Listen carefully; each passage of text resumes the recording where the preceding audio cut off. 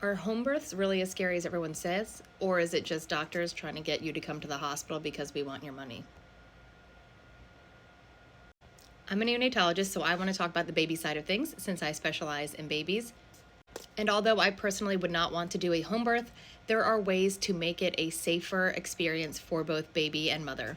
Now, there are a lot of areas in this country that will probably get worse that we don't have access to maternal care. So some moms will have to drive over 2 hours to get to a delivery hospital.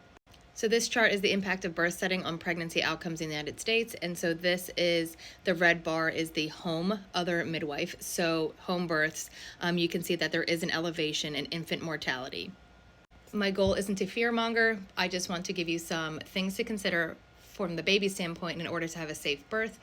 And those things would be having a certified nurse midwife. So somebody that has the certification and has excellent experience and training. So if you want to know a little bit about the difference in midwives and some of the issues that may arise, this podcast is Something Was Wrong, season 23, and it talks about some of the home births and issues with midwives in Texas. So there is a difference between each midwife type, and so this podcast kind of delves into the differences and things that you may want to look out for or look into when you are deciding on a midwife and a home birth.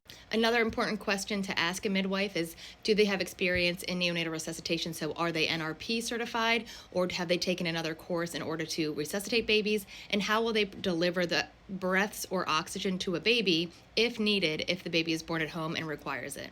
So getting prenatal care is also important because you want to know if you are at high risk of having complications in delivery. So are there multiple babies? Is the baby head down or is the baby breech? Do you have high blood pressure? Do you have gestational diabetes? Having a bigger baby can put them at risk of getting stuck during birth and having a shoulder dystocia and going without oxygen for a period of time. If you're in labor for greater than 24 hours, that's a higher risk for the baby. So coming up with a plan with a midwife about your bottom line on when it's time to go seek a different level of care, and making sure that your midwife is agreeable and is more than willing to send you. And of course, having a partner that's super supportive or a doula that can help you and help guide the situation when you're in the throes of labor. So please go talk to midwives, your doctor, whoever it is, and have these conversations. Don't take your full advice from social media of somebody that has done it. Confirmation bias is a real thing.